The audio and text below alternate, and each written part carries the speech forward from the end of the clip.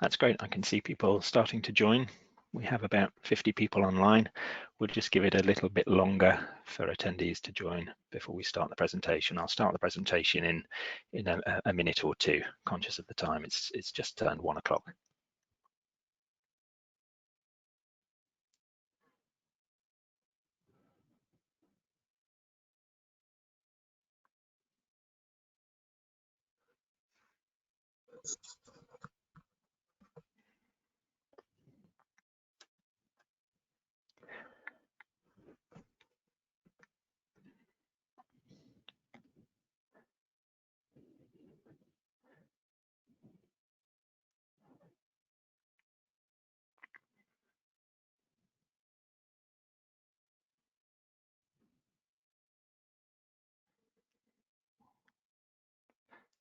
Great, nice to see lots of people joining.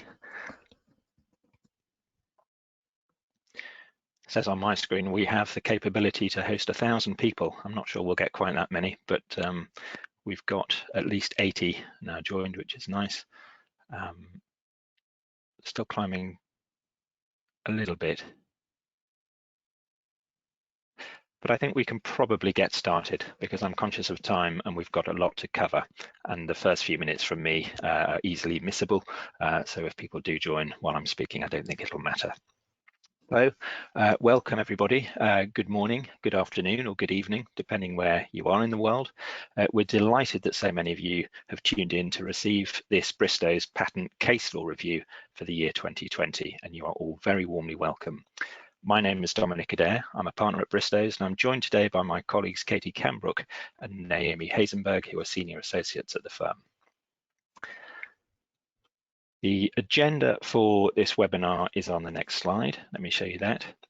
We're going to begin with a few minutes from me looking at the court system and the statistics from 2020. Then I'm going to hand over to Katie and Naomi, who will take us through the countdown of the year's top cases. The selection of cases, as ever with this Bristow's review, is a personal one, but we've tried to capture the cases that we have found most interesting. But before we begin, just a few words of housekeeping from me.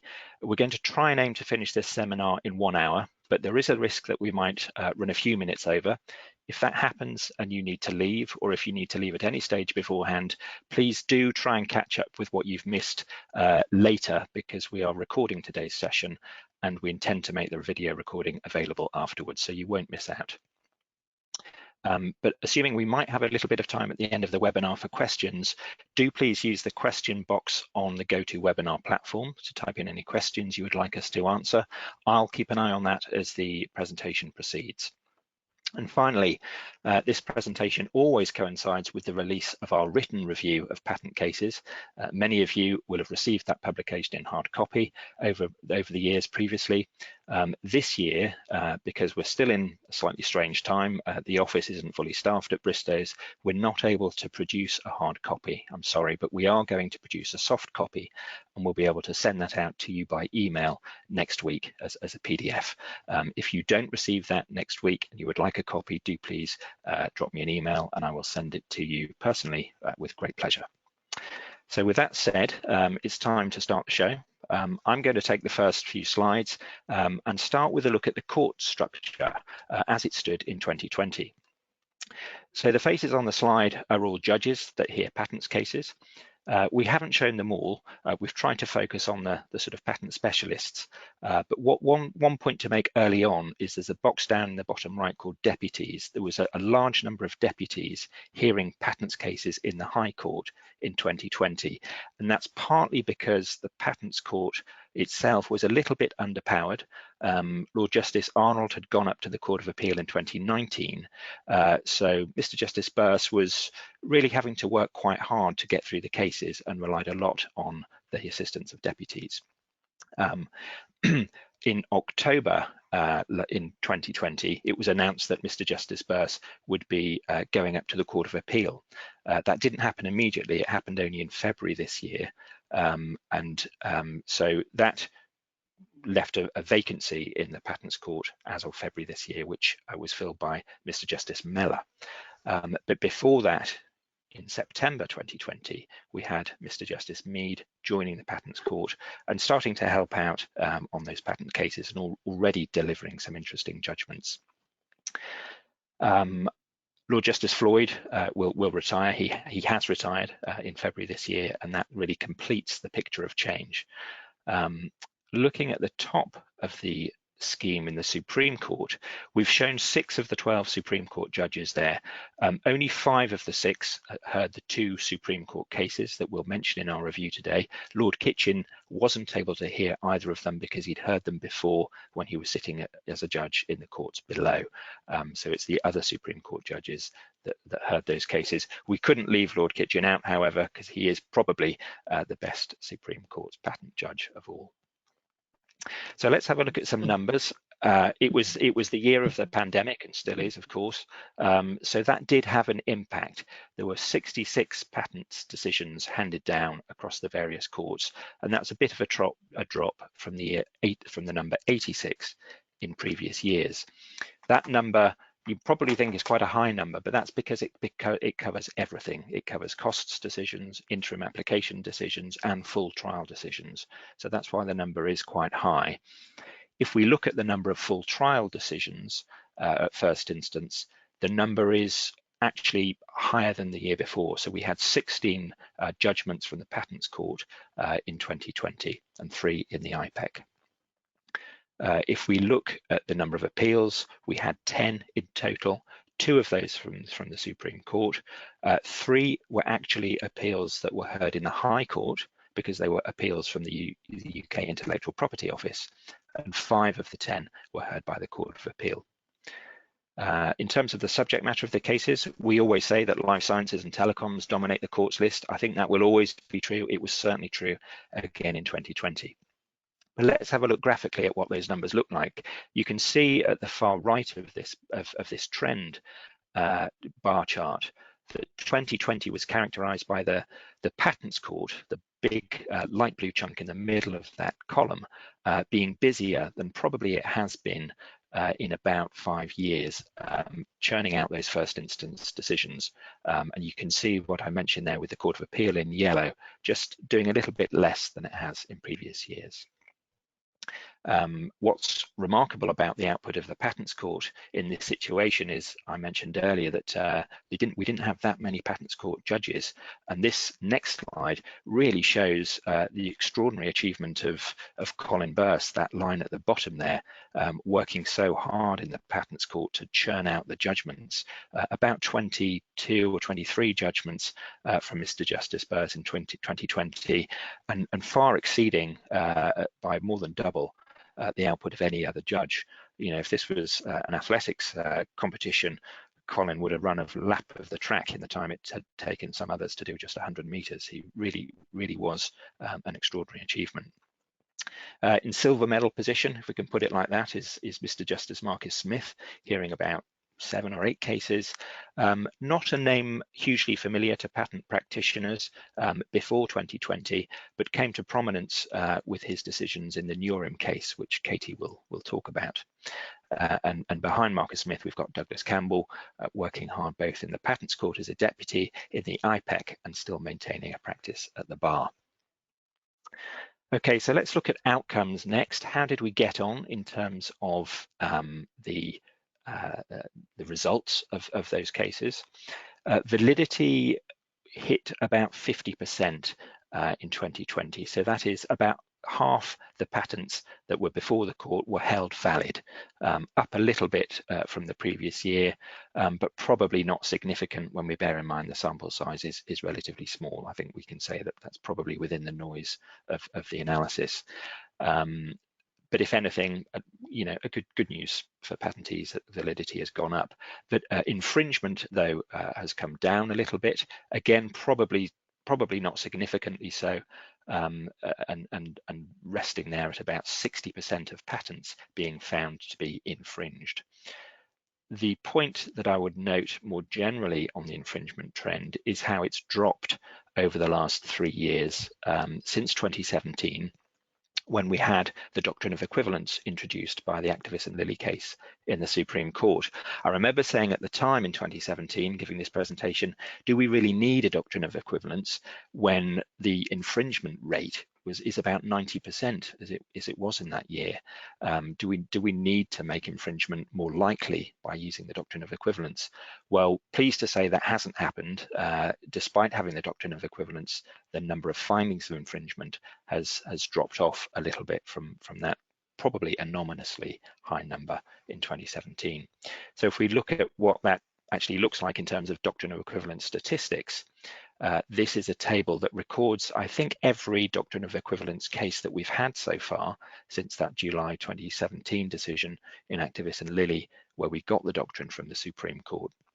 You look at the bottom of the table, you'll see 6 rows that record the doctrine of equivalence decisions of 2020, and we've got 4 findings of infringement under the doctrine and 2 with no infringement. They're the red rows are no infringement.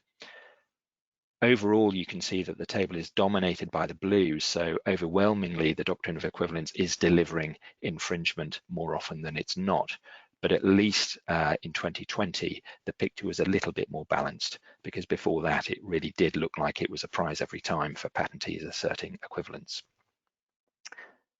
In terms of outcomes otherwise, this pie chart shows the number of patents that were held valid and infringed, or valid and not infringed, etc., as the case may be. So it's an outcomes per patent statistic, and you can see that the dominant return result was valid and infringed by more than 50%. So again, you know, not a bad year for patentees. Often the statistics have gone the other way.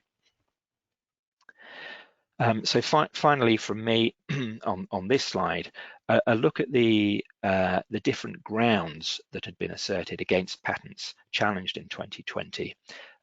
We're looking here at the granularity of the pleaded attacks against the patents. So the way this slide works is that in the background of the patent, in the background of the slide, you've got the number of pleaded counts. So if we look at obviousness, that middle column, we've got 19 times obviousness was pleaded against patents, and the column in the foreground is the success rate of that challenge. So 13 out of 19 attacks based on obviousness were successful. That's a kill rate of almost 70% for inventive step, which is pretty high. Previous year it was 44%, I think, kill rate for obviousness. The only other one I would probably draw attention to is added matter on the right-hand side. We've got 4 attacks of added matter pleaded, succeeding 3 times out of 4, 75%, which is quite a high figure for added matter in the UK. We normally like to say in this presentation that the UK judges are quite generous to patentees on added matter, unlike the tribunals of the EPO, which are a bit tougher. But it does seem that, at least based on these statistics, 2020 was a year where the English courts did get a little bit tougher on added matter in patents. So conscious of the time, I'm going to hand over now to Katie and Naomi to talk us through our top 10 case countdown. Thanks, Dom. And I'm up first in number 10 slot with the first case, which is Emson and Hoselock and the appeal thereof. So what was the background facts to this case? Listeners may recall that the Hoselock case featured at number 7 in our top 10 last year, following the first instance decision from Mr. Justice Nuji. That was for 2 reasons. Firstly, some novel and interesting obiter comments from the judge on what amounted to a public prior use. In this case, the inventor had made some prototypes of the product in his sunny Florida garden, and the judge had made a finding that that wouldn't be a public prior disclosure, and made a comment that that wouldn't be a public prior disclosure. Secondly, it made the top 10 last year because the decision came that the patent was held obvious over the piece of prior art you can see on the screen there, the McDonald patent application, which came from the field of aviation. The patent and that particular piece of prior art had been before Mr. Justice Burse and the Court of Appeal on a previous occasion, and the patent had been upheld. And that really, the difference in the decisions came down to kind of the scope of the skilled team. And Emson, therefore, were unsuccessful at first instance before Mr. Justice Nuji, and appealed that decision on the basis that the judge had erred in principle as he conducted a hindsight analysis and had not taken commercial success into account. The respondents, Hoselock, challenged the findings of infringement, entitlement to priority, and the prior use findings. So what happened on appeal? Essentially, the decision of Mr. Justice Nuji was upheld. Lord Justice Arnold gave the leading judgment with which Lord Justice Henderson agreed. Although, interestingly, and something we'll touch upon in a moment, Lord Justice Floyd gave a strongly dissenting judgment. Arnold's first comment of the appeal was that the appeal seemed unpromising, as the judge had made several statements throughout his judgment that he was avoiding hindsight. So not really the best start for Empson. The appeal decision is lengthy, and Arnold steps through each of the judge's findings, finding on each occasion that no error had been made. A particular point just to mention from the appeal decision were findings that given the skilled team was a designer of hoses in general, they wouldn't simply dismiss the McDonald piece of prior art, even though it comes from a different field, and the experts said that they wouldn't have read it. And even though the field of hoses itself was quite limited in terms of development, that was not held to be something that would be prejudicial and prevent the skilled person from seizing upon the idea in McDonald itself. On commercial success, the Court of Appeal confirmed that this can be of assistance where it provides insight into the thinking of the skilled person when considering a particular piece of prior art. However, this ground of appeal was no assistance in this case because there was no evidence that anyone in the hose industry knew about McDonald. In fact, quite the opposite was true based on the evidence. I think it's fair to say that both Arnold and Henderson expressed some sympathy with the inventor for the decision and noted that it may seem harsh, but the principle that even the obscurest piece of prior art can invalidate the cleverest of patents is one that is known. Lord Justice Floyd strongly disagreed, and he considered that McDonald was a mere paper proposal. He obviously acknowledged that this principle to invalidate a patent which a skilled person, on the basis of a document the skilled person would never see, it is a valid one. It's there for policy reasons, but that those policy reasons lose weight in a case like this one, where the evidence is the skilled person wouldn't even look for the document. He also acknowledged that the law has found ways of mitigating the harsh rule. And Lord Justice Floyd felt that the judge had been misled into treating the mere paper proposal of McDonald as an actual thing which had been made, when both experts had said that they did not understand how it fully worked. As such, Lord Justice Floyd felt that the judge had made a number of errors of principle, and he would have allowed the appeal. So why is this case important? If we needed it, it confirms that even the obscurest of prior art can invalidate a patent. It demonstrates the importance of expert evidence and really thinking who is in the skilled addressee of the patent and who's in the skilled team. It also shows that highly experienced patent judges can have strongly held opposing views on a particular point. And finally, it arguably leaves open for another day any argument on those obiter comments on prior use in the inventor's garden. There was some comment from Lord Justice Floyd towards the end of the decision that he wouldn't disturb the judge's findings on the respondent's notice, which included this issue of prior use, but it wasn't dealt with in any detail in the judgment. So one to watch out for. Great, thank you, Katie. So over to Naomi now. It looks a little bit like on my screen she may have frozen. It does. Are you there, Naomi? No, I don't think she is. So I wonder, Katie, if we might skip on to your next case, and I'll message Naomi and see if she can reboot her her connection. Would that be okay?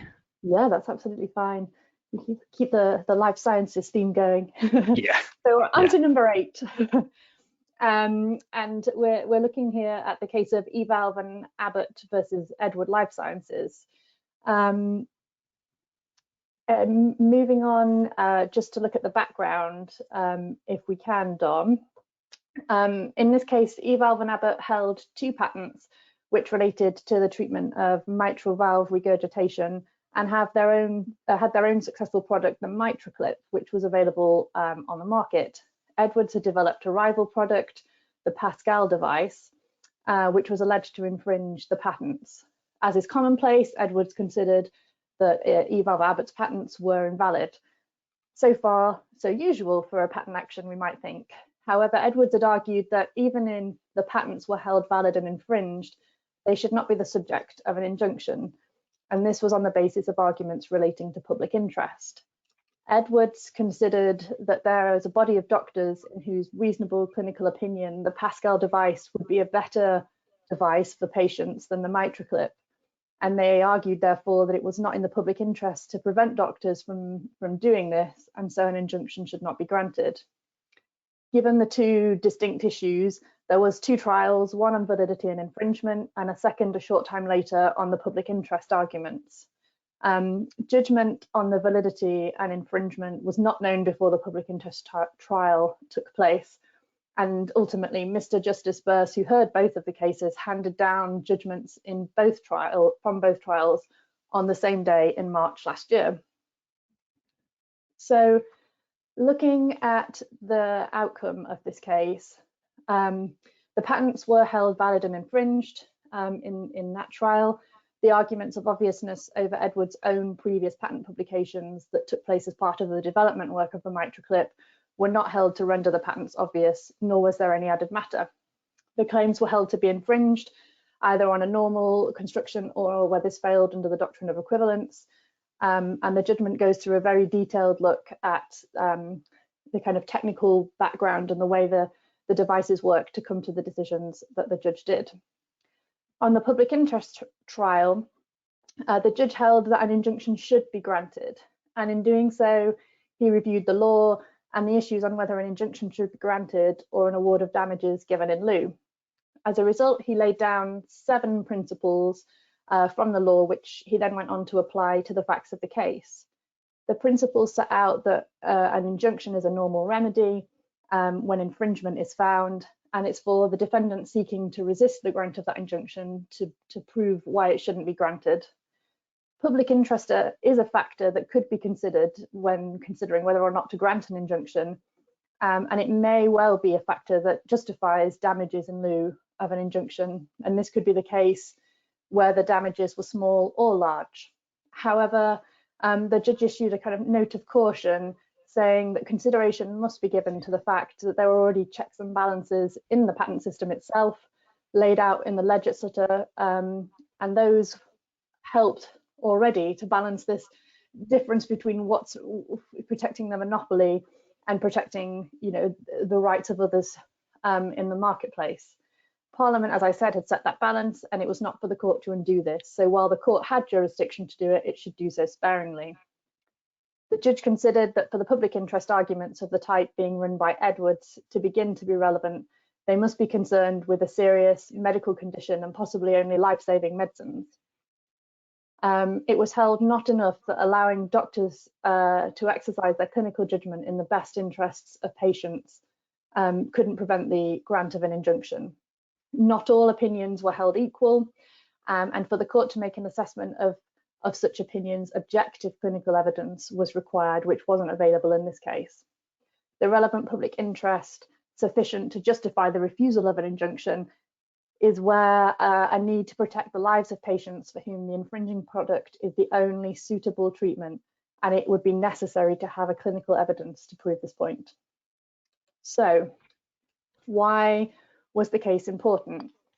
It kind of sets again for us those boundaries of where and where the balance will be between when an injunction may be granted and when it won't be. It resets or reconfirms the level as normal. It will be normal to have an injunction, and it's important for patentees and opponents to consider when looking to carve out or seek to prevent an injunction from being granted, what evidence they need to engage the principles and considerations laid out by Burse in this decision and the types of cases it will apply to. it seems to have, as a result of this decision, limited them only to the prevention of a grant of an injunction to only those cases for life-threatening medicines where the objective evidence suggests there is no other treatment. Great, thank you, Katie. I think we do have Naomi back with us, but I think she's turned the camera off to try and improve her signal. Great, yeah. Thanks, Naomi. Hello. So, do you want to circle back and pick up your earlier case, or do you want to just take it up from here? It's up to you. I'm happy to go back if that works for you all. Very good. Right, so this was a decision of Mr. Justice Burse where he was looking at an appeal on behalf of a decision from the controller, and Lenovo's patent was entitled Selecting a Payment Card, and it was refused on the basis that it related to a computer program and business method as such. The invention related to dealing with the card clash problem where more than one card was presented and each related to a separate payment account. The method of the patent split that payment automatically between the accounts on the basis of a preset percentage by the user. So what happened when the judge looked at it? Although the judgment is relatively short, there wasn't also much of a dispute about the applicable law, but it does contain an interesting discussion on the approach to the Airtel steps and a detailed consideration of the first and the fifth AT&T signpost. So just looking at the first signpost to start with, and that's whether there's a technical effect on the process carried on outside the computer. Lenovo argued that there were two physical interactions. Firstly, not having to present multiple cards, one after the other, and secondly, not having to manually and actively select the payment split. The judge agreed with the examiner that making a physical interaction obsolete could be sufficient to create a technical effect. However, the first of those supposed interactions was disregarded because it was already known and therefore not part of the technical effect of the invention. When looking at the second interaction, the examiner had found there was no technical effect outside the computer because implementing a button press to select user preferences was well known. The judge, however, said he'd got that the wrong way round. The alleged technical effect came from getting rid of a button press and not implementing it.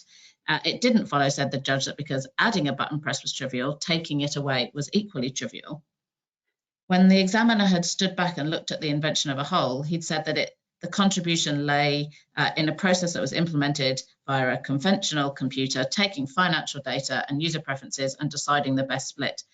That might happen faster and more efficiently, but he couldn't find any technical effect that lay outside excluded subject matter.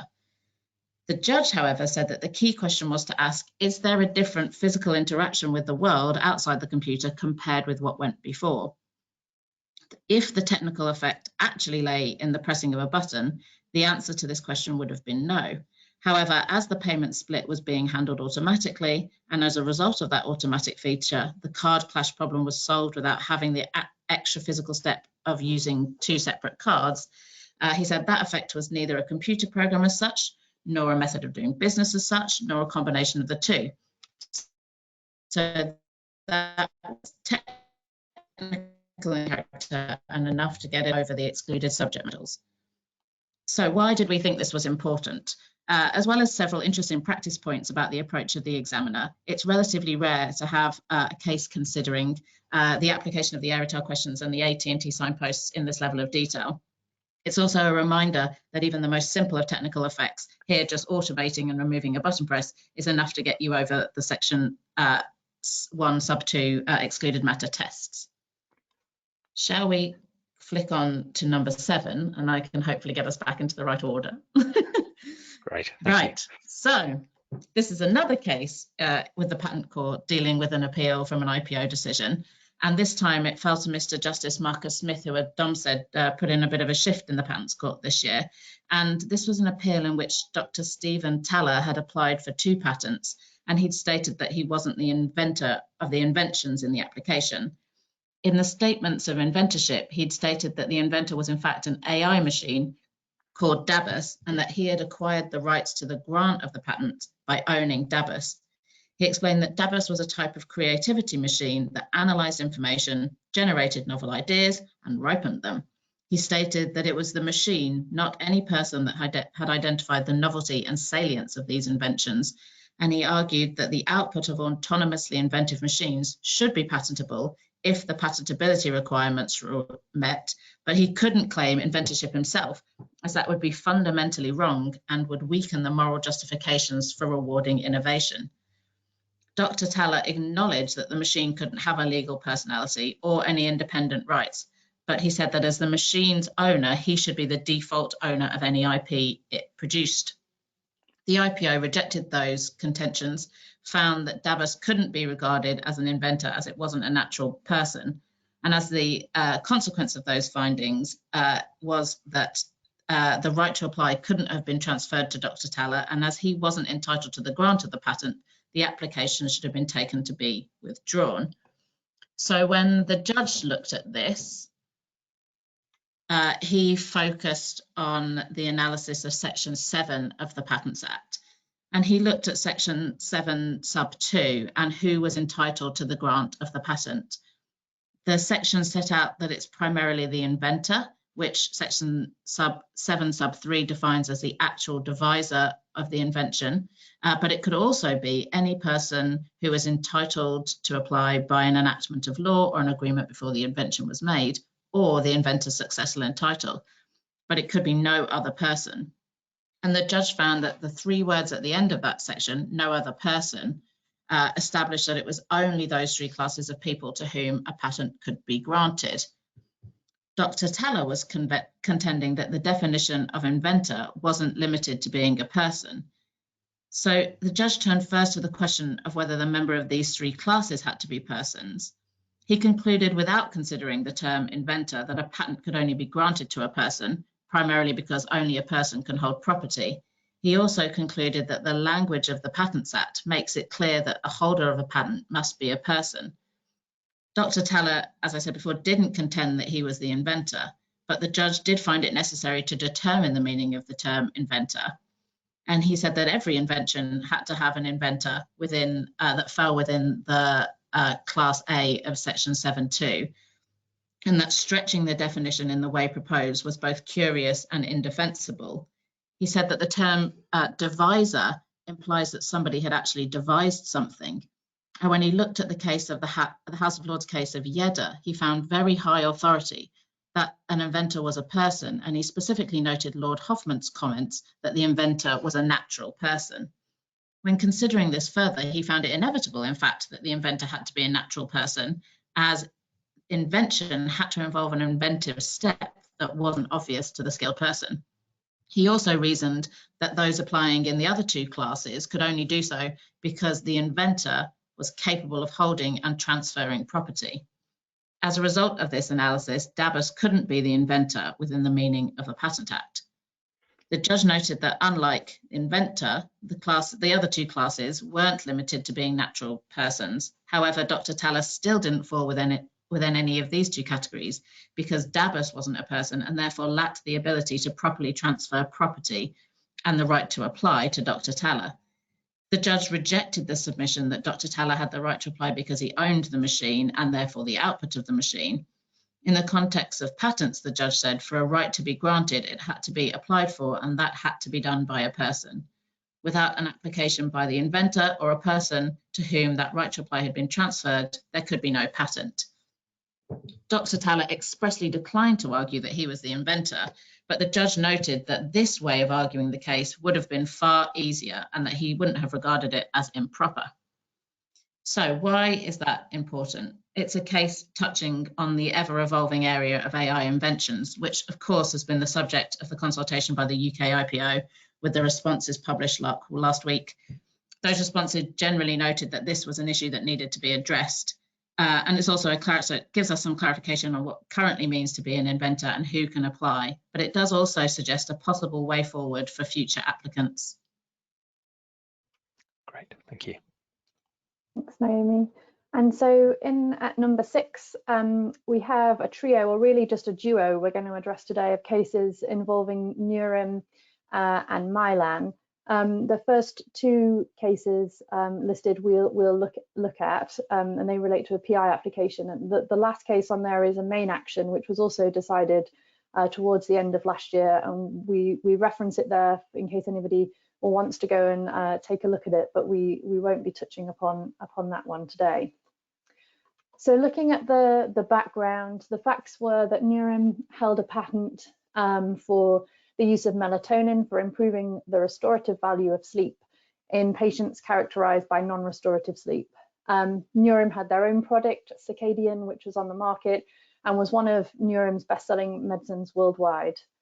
Mylan had obtained a marketing authorization in December 2019 and were saying that they would like to launch as soon as they could. A main infringement action was brought against Mylan by Neurim in February 2020, with a PI application following not long behind that in March 2020.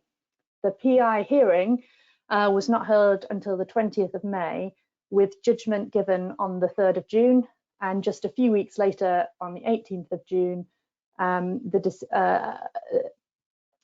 appeal of that decision was heard. It's an important consideration as we go forward and look at some of the findings to point out that between the filing of the PI application and its hearing in May, an expedited trial had been fixed, and that was to be heard at the end of October. So what happened? At first instance, Mr. Justice Marcus Smith dismissed the PI request. The judge applied the well-known American cyanamide test, which asks first, is there a serious issue to be tried? Then considers the adequacy of damages to the parties before looking at the balance of convenience. Despite Mylan's attempts to argue otherwise, the judge did hold that there was a serious issue to be tried. However, the PI application fell at stage 2 of the test, with the judge holding that Neurim could be adequately compensated in damages. This was despite references to the possibility of other entrants to the market and arguments about consequential loss, including defunding of medical education programs. Neurim appealed this decision to the Court of Appeal, and as I mentioned, the hearing was just over 2 weeks later.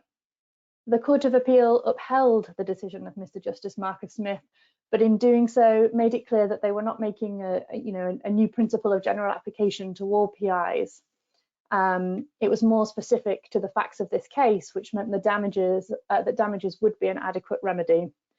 Of particular importance were matters such as the short period of time, just 4 months, between the grant of any injunction and a trial, the lack of evidence, as the Court of Appeal found it, of another generic entering the market in this time, as well as evidence that 53% of Neurim's prescriptions were by brand, and so even if a generic competitor entered the market, Neurim would still achieve those sales, and that offered it some comfort or protection.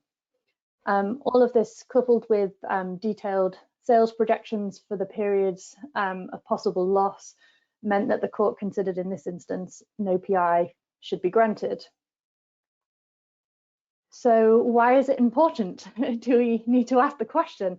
I think it's fair to reflect that the first instance decision was somewhat unexpected and made practitioners consider practice and evidence for seeking PIs.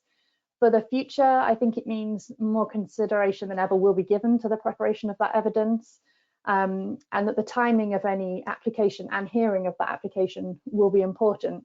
As I mentioned, these two factors came up several times in the Court of Appeal judgment, where reference was made in particular that evidence had been prepared before the expedited trial date had been set, and that in light of that date, some of the consequential loss arguments made by Neurim just didn't ring true, as the impacts wouldn't be made out in such a short period of time. The case may be confined to the specific facts, but only time will tell. And I think it's an interesting point to note that Neurim did appeal the Court of Appeal's decision to the Supreme Court. The Supreme Court refused permission, indicating that it was the closeness to the trial date that was the reason for this. However, the Supreme Court appeared to have left the door open to considering the issue in an appropriate case in the future, noting that there was a point of law of public interest, of public importance, on whether American cyanamide should be applied in a rigid and structured way, or whether a more overarching and flexible approach to the issues should be taken. So this seems one ripe for future litigation. Okay, so my next case is the probably now notorious patent family that IPCON owns, which is a patent that covers a scheme for controlling access to a particular telecommunications channel. This one, in this case, it had been asserted against Vodafone's LTE network, and essentially it was a primary lottery bypass system to give direct or priority access to certain users with a secondary lottery access for everybody else. There also exists the Mobile Telecommunications Privileged Access Scheme, which is known as MTPAS, that's been set up by the Cabinet Office, and that's to request from the networks that they give priority access to emergency responders during certain situations. In their defense, Vodafone said that each use of the relevant LTE access method was under this MTPAS scheme and was therefore covered by the Crown Use Defence. They also said that the regular testing they undertook to make sure they could comply with the request if it received was also covered by the defence. At the trial, the judge noted that this raised a point of public interest and the controller was invited to intervene, and he did so. Just quickly before I tell us exactly what happened, here's on the next slide is what the MTPAS request actually said that would have been received. Maybe it's just important to point out what it doesn't say. It doesn't say use the scheme of any specific patent. It doesn't say use the method specified in any standard. And it doesn't actually specify exactly how it has to be done. It simply asks the network to give emergency responders a much higher likelihood of being able to make calls than normal customers. So one key fact that made this issue really important in this case was prior to trial, Vodafone reworked their network and stopped using the LTE access control method completely. And they said that in an emergency, they would switch off 4G and use an alternative way to provide this priority access. So on the next slide, we can see that the issue that the judge had to determine was what level of specificity was needed in a written authorization to establish a Crown Use Defence. The judge broke it down into 4 possible scenarios. First, an express authorization to work a specific patent. Second, an authorization that didn't need to identify a specific patent, but would be impossible to fulfill without infringing a specific patent. Thirdly, an authorization which was similar to that second scenario, but where it wasn't shown that it was necessary to infringe the specific patent to fulfill the request, or fourthly, just something different. Vodafone argued for the third option and said that any identification of specific patents would place a very heavy burden on the Crown and also almost impossible to fulfill in an emergency situation. The controller and IPCOM argued that even if you didn't have to specify the specific patent, you needed to have necessary infringement. And in looking at that, they looked at Article 31 of TRIPS, which deals with compulsory licensing and government use. The judge, however, went for the third scenario and said that all that was needed is the authorization just identifies the relevant act. He said that was the most natural reading of Section 55 and the most easy way to operate the defense. He said that if you went with something that went with an authorization that was necessary to infringe a patent, you'd open up a raft of secondary questions. And ultimately, he said it was a question of policy, and so he was allowed to decide. So we found this was important because it applied a very broad interpretation on the authorization that's needed for the Crown Use Defence, and it arguably could result in almost any request from the government giving rise to the Crown Use Defence. For example, in areas such as pharmaceuticals, where if there was a request to purchase drugs from the NHS, that could have been covered, and it opened up a massive liability potentially for the government, who had to pay the relevant licence fees where the Crown Use Defence is in play. Although there is a slight spoiler alert for next year's top 10. In mid-February, the Court of Appeal reversed this decision, and there's a leading judgment from Lord Justice Arnold, and he provides some 13 reasons why this decision was wrong. And he said that the express authorization to work a patent or an authorization to do a particular act where to do so has to necessarily infringe a patent was the most appropriate interpretation. So really putting back the status quo there, Lord Justice Arnold, but a very interesting decision from Douglas Campbell at first instance last year. Thanks, Naomi. So taking a look back at another life sciences case, and at number 4 is Fibrogen and Aqibia. So taking a look at the background, this was a complex patent dispute that involved 6 patents in 2 patent families, and the patents related to the use of inhibitors for treating various types of anemia and related conditions. The proceedings were started as invalidity proceedings by Aqibia and Otsuka to clear the way for their own product, which was in phase 3 clinical trials, and subsequently Astellas, the exclusive licensee of the patents, brought a claim for threatened infringement. The 2 patent families, known as Family A and Family B, were dealt with separately in the proceedings. The Family A patents had an earlier priority date, and one of the patents in Family A was alleged as prior art for lack of inventive step in relation to all of the Family B patents. However, one common theme was the interpretation of Marcouche formula claims across both the families. As I mentioned, the case dealt with inventive step. It also dealt with matters of insufficiency, infringement by equivalence, and the threatened indirect infringement of medical use claims. So what happened? The judgment of Arnold ran to 640 paragraphs, and I have attempted to provide a summary in 1 slide, which doesn't do the case or the decision justice. But to provide a little bit more information, in essence, there was no finding of obviousness over the cited prior art of the Family A patents, which was a publication called Epstein. While the judge considered it would be obvious to take some of the steps following Epstein, the routine testing which would be undertaken wouldn't lead to the compound in the patent. On sufficiency, the defendants had alleged a breadth of claim biogen insufficiency as well as uncertainty or ambiguity in the patent. The judge stepped through the law and drew particular reliance on the case of Idonex and Gilead. The claims fell for insufficiency, for biogen insufficiency of being implausible, it being held based on the evidence that not a substantial number of the compounds which fell within Formula 1 would be effective. In case he was wrong on this, the judge looked at undue burden, concluding that it may not even be possible in many lifetimes of sustained effort to make and test more than a fraction of the compounds claimed, and a substantial proportion could not be made or would not work. In case more was needed, Arnold also held that the claims would be uncertain or are uncertain. And in light of his findings on insufficiency, he held that the Family A patents were also invalid for agreeable obviousness. On infringement of the Family A patents, one claim would have been infringed if valid.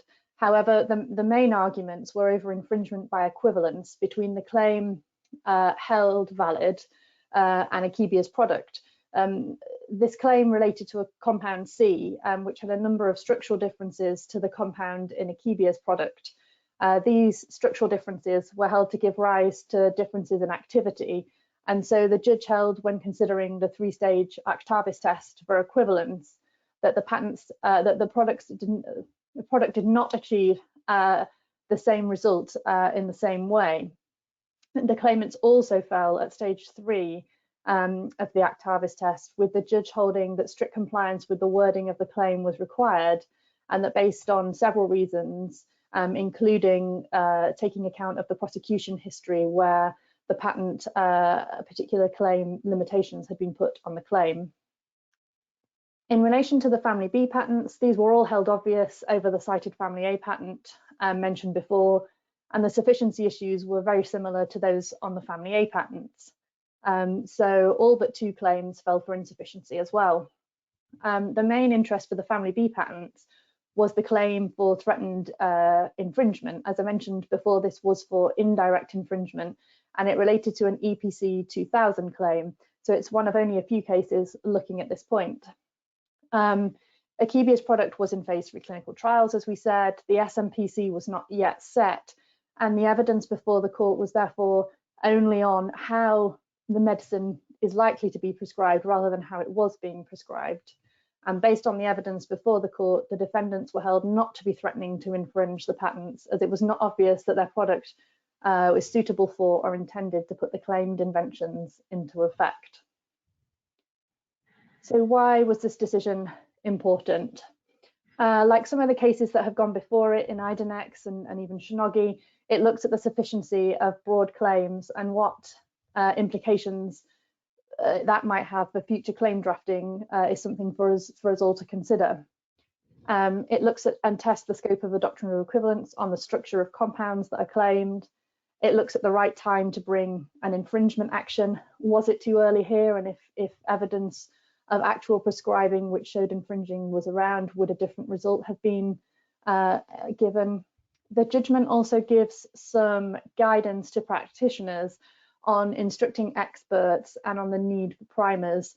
And I think it's fair to say that as a result of this case, in all but the exceptional proceedings, a technical primer should be prepared by the parties where the patent case has a technical rating of 4 or 5. This judgment is on appeal with a hearing due to be heard in early June.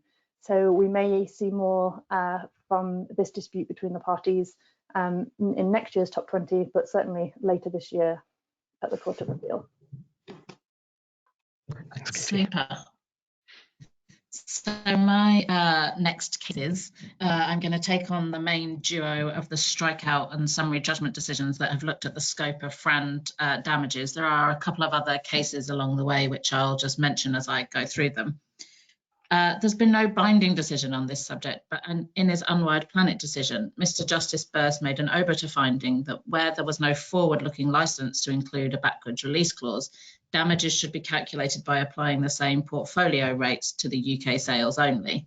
This is still very much an open question, and arguments span the whole range of possible calculations, from single patent UK only damages to a global portfolio-wide basis for calculating them. So the first one to look at is the case of Philips and Asus Tech. And in this case, this is another one that was heard by Mr. Justice Marcus Smith. And this was a strikeout application in relation to Philips's argument that damages should be calculated on the basis of the lost revenue under the global FRAND license that the defendants should have taken to the whole portfolio. Following a finding of infringement, Asus submitted to an injunction and argued that damages should simply be calculated by applying the global royalty rate to its infringing UK devices. Philips argued that the damages should actually be calculated by looking at the appropriate counterfactual license, which it said would have been the global portfolio license that required the payment of royalties on all of the defendant's sales, not just those that had been found to be infringing UK patents. I think it's fair to say the judge wasn't really convinced that either party was right. He said the defendant's measure risked undercompensating Philips, but Philips's argument risked overcompensating them, and potentially took the court into the type of jurisdictional encroachment that Lord Justice Floyd had described as jurisdictional imperialism in TQ Delta. He looked at the case of Meters and Metropolitan and found that the guiding principle was to find the measure of damages that would have been paid by the defendant if it had done what it should have done and entered a license that would have rendered its infringing acts lawful. The judge said that any automatic linkage between the forward-looking FRAND license and the relevant counterfactual license was wrong, but he also noted that completely disregarding the FRAND terms when determining damages in this type of case was equally wrong. The judge refused the strikeout application, noting that this issue was in no way susceptible to summary determination. Now, before we tackle the next strikeout decision, I'll just mention briefly, without any spoilers, the Supreme Court Unwired Planet decision. You'll be unsurprised to hear that might be coming up later. This highlighted that the damages assessment is of a different nature to the FRAND determination and warned against equating the two, but they did also note that damages, when calculated, the damages payable might be the same as the royalties payable under the FRAND license. There was also a decision from Mr. Justice Mann in the context of a disclosure application in Philips's case against TCL. And in that case, he followed Mr. Justice Marcus Smith's decision and allowed the disclosure of global sales figures. He said not doing so would have been akin to the strikeout, a strikeout or summary judgment. So our next substantive strikeout application was that of Mr. Justice Burse in IPCOM HTC. Again, HTC's application asked for damages to be limited to royalties payable only on infringing devices sold in the UK, and that was those phones that didn't use one of the court-approved workarounds. And they said for non-UK devices, there had been no infringement of a UK patent, so the damages claimed in relation to those devices should be struck out. In the same way as Philips had, IPCOM argued that the damages should be calculated by reference to the counterfactual license, this one again being global in scope, covering the whole portfolio and charging a royalty on every 2G, 3G or 4G device sold anywhere in the world. Taking the exact opposite approach to Mr. Justice Marcus Smith and Mr. Justice Mann, Mr. Justice Burse rejected IPCOM's argument completely at this stage and struck out the part of IPCOM's claim relating to overseas sales. He held that those sales were not caused by any active infringement in the UK of any active infringement of a UK patent and weren't convoy goods of the type discussed in Gerber and Lectra. He also said that this part of the damages claim failed the remoteness test. He said that when you're looking at a global FRAND license, that was based on the ETSI undertaking and not national patent law. He didn't strike out the portion of IPCOM's claim relating to non-infringing UK sales, but he did note that if he wasn't bound by authority, he would have said that the portfolio approach to damages in his UP decision was only appropriate by way of concession.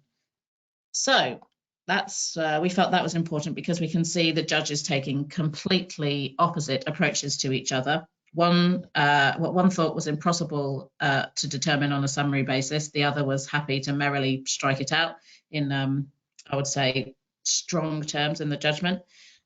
This is going up to the Court of Appeal in October this year, so another one, it's a bit of a theme for this year's top 10, another one to watch this space. Thanks, Naomi. I think we reached the top two, and I think it's going to be no surprise probably what these two are. So in at number 2, we have Regeneron and Kymab from the Supreme Court. So these proceedings have been going on for a while. So to give you a bit of brief background, the proceedings were brought by Regeneron in 2013, which is shown on the next slide. And they allege infringement of Regeneron's patents relating to transgenic mice by Kymab's product, a transgenic mouse called Kymouse. Kymab counterclaimed that the patents were invalid due to lack of novelty, inventive step, and insufficiency of disclosure. Claim 1 of a product patent was a claim on which all the other claims stood or fell, and an important feature of construction at both first instance and on appeal was that claim 1 was found to extend to a range of mice. So what happened? At first instance, Mr. Justice Henry Carr found the patents novel, inventive and infringed, but they were invalid for lack of sufficiency. He held that the methods disclosed in the patent would not be workable by the skilled person at the priority date without an undue burden or invention, as the insertion or deletion of large pieces of DNA, which was part of the patent, was not possible at the time. On appeal, that decision was reversed, and Regeneron presented some new arguments that the skilled person would have used his or her common general knowledge to make adjustments to the methods in the patent so as to insert smaller inserts of DNA into the mouse genome in a stepwise manner. Regeneron accepted that these smaller pieces would only allow the skilled person to make a small range of the mice claimed in the patent, but they argued that was enough. The Court of Appeal was persuaded by the argument. Crucially, it considered that the invention amounted to a principle of general application, which might contribute to the art not only for the current products, but also for products which might become capable of being used in the future. It was held that every transgenic mouse using the reverse chimeric locus of the patent, and not just those with human variable regions, would benefit from the invention, because the invention essentially cured murine immunological sickness.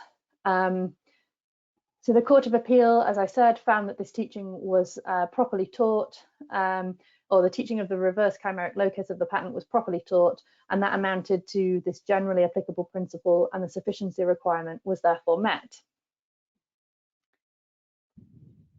At the Supreme Court, on the next slide, they considered the question of law of sufficiency, and the Supreme Court considered that the Court of Appeal's reasoning was sophisticated and logical, and helpful to increase the rewards in a complicated and fast-moving field like those in issue. However, they essentially disagreed with the outcome, noting that the contribution of Regeneron's patents was smaller than that was claimed, and this meant the essential patent bargain, the trade-off between disclosure and time-limited monopoly, had not been achieved. Lord Briggs gave the leading judgment, and he takes a look through the UK and EPO case law on insufficiency and generated 8 guiding principles. Among those, he confirmed that for a product claim, what must be disclosed is the product and the ability to make that product, rather than the invention or inventive concept, if that is something that's different. In the context of a patent claiming a range of products, the patentee is required to disclose enough information that, coupled with the CGK, it would be sufficient to enable the skilled person to make substantially all of the embodiments of the product within the scope of the claims range. This was obviously kind of carving out from that was kind of de minimis arguments, and that wasn't something that was an issue in the Regeneron case. Lord Briggs also confirmed that the patentee may rely on a principle of general application if it would appear reasonably likely to enable the whole range of the products within the scope of the claim to be made, although the patentee would always run the risk that this could be challenged later. Finally, Lord Briggs had said that the requirement of sufficiency only related to relevant ranges, and an example of a range that wasn't relevant in this case was something like the length of the mouse's tail. It's interesting to note that Lady Black gave a dissenting judgment and agreed with the Court of Appeal that the invention or the patent was amounted to a principle of general application and was therefore sufficient. So why is this case important? So the principles laid down may be a summary of the current EU and EPO and UK case law, but they'll likely be reproduced in case after case, and their relevancy to other types of patent will be of interest. We've already seen this happening in action in the recent High Court decision in Illumina. Burse applied the Regeneron principles to a process patent case and looked at how those principles needed to be amended to be applied in that circumstance and made more general. Looking at the Regeneron case itself and what this means for patentees, we may see more amendments to narrow claims to maintain sufficiency. Obviously, that might bring about trade-offs in relation to infringement and squeezes there. But we may also see during patent prosecution later filing to de-risk this kind of principle of general application, or potentially maybe more divisionals being filed to protect positions. Time will tell. Watch this space again. So our top case is the long-awaited Supreme Court decision in the Unwired Planet and Conversant cases. And this all stems from Mr. Justice Burst's decision, as he then was, back in 2017, which set the terms for a global portfolio-wide FRAND license and established that if a defendant didn't undertake to enter that license, they could be injuncted. Unsurprisingly, that triggered a wave of FRAND litigation in the UK, with SEP holders keen to get their global license terms set and keen to take advantage of the powerful new FRAND injunction. One of those cases was commenced by Conversant, and in that action, Mr. Justice Henry Carr held that the UK court had jurisdiction to conduct a FRAND determination, even in circumstances where the overwhelming majority of the defendants' businesses weren't in their jurisdiction. The Court of Appeal essentially approved those two decisions, save for Mr. Justice Burst's one true FRAND point, and the appeals were conjoined and sent up to the Supreme Court and were heard in October 2019. This hotly anticipated decision was handed down in August last year, and it deals with 5 key questions, which I'll take in turn, bearing in mind I'm doing them at a breakneck speed to try and not to go over the time too much. So the first question was whether the UK court could set the terms of a global FRAND license and then grant an injunction if the defendants refused to enter that license. Despite Huawei's comity arguments, the court said that setting such a license didn't involve any adjudication on the validity and infringement of foreign patents. That, it said, lay exclusively within the jurisdiction of the court of the state that granted the right, and it was just the ETSI IPR policy, in fact, that enabled the court to set the license terms. That policy and its international effect was intended to mirror the industry practice of setting global licenses to the portfolios, and the policy also envisaged that a court could determine the scope of the contractual obligation created when an SEP holder gave the required irrevocable undertaking to license its patents on FRAND terms. There was no prohibition in the IPR policy against an SEP holder seeking an injunction. However, the policy does impose a limitation on that ability by way of the undertaking. If the implementer accepts the license, there could be no injunction. Whilst the court acknowledged that Mr. Justice Birse had gone further than any other court in his willingness to set FRAND terms, when they reviewed the cases from various jurisdictions, they concluded that the English court's approach wasn't out of line with any of those other courts. Next, the court turned to the issue raised in the jurisdiction challenge in the Conversant case, and that essentially boiled down to the question of whether China, rather than England, was the appropriate forum for the FRAND dispute. Huawei and ZTE said that the real dispute between the parties was just a dispute to the applicable FRAND terms, and the claimant, they said, was just using the English injunction to provide a hook for that dispute. The court had to decide whether its jurisdiction of that or that of the suggested foreign court was a more suitable forum for the determination of the dispute between the parties. The traditional way in which that question has been framed speaks of the forum in which the case can be suitably tried in the interest of all the parties and for the ends of justice. So what, the court said, was the case to be tried? Was it purely about the global FRAND license, or was it about the validity and infringement of English patent rights, with FRAND arising as a pleaded contractual defence? The court said that if it had been necessary to choose between those two options, it would have preferred the claimant's characterisation. The owner of a portfolio of patents is allowed to choose which of its rights it wants to assert and can't be forced to enforce patents in other countries because of a common FRAND offence. However, the court said that this argument failed at an earlier stage. In a foreign convenience argument, the challenger had to identify a different forum that did have the jurisdiction to determine the dispute. China was the only candidate in this case, and the judge had heard evidence that the Chinese court at that stage didn't have the jurisdiction to determine global FRAND terms in the absence of the agreement of all the parties. Despite some new evidence on the evolving practices of the Chinese court in this type of case, the court agreed that there was still only a speculative possibility that the Chinese court might accept jurisdiction, so that jurisdiction challenge should have been rightly rejected. Huawei's next issue was that it argued that under Unwired Planet's non-discrimination obligation, it had to offer it the same license terms as those that it offered to Samsung when it settled out of the case at an earlier stage.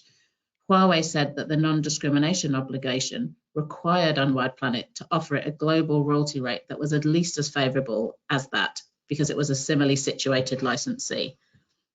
In rejecting this argument, the court found that the undertaking created a single unitary obligation with the non-discrimination aspects helping to give colour to what should be said to be fair and reasonable.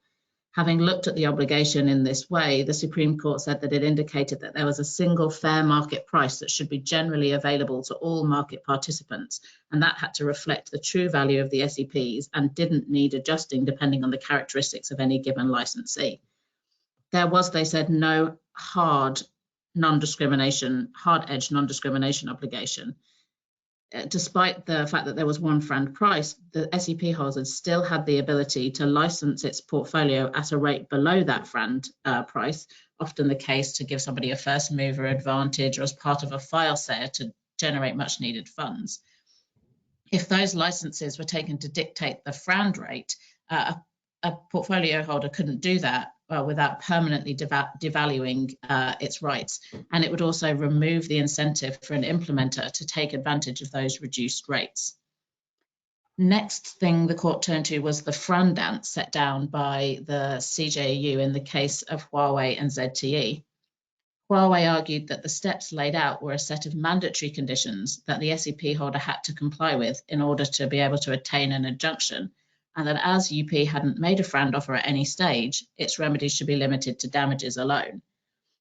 The court upheld the decision of Mr. Justice Birse and the Court of Appeal in this case and said they'd been right to reject this argument.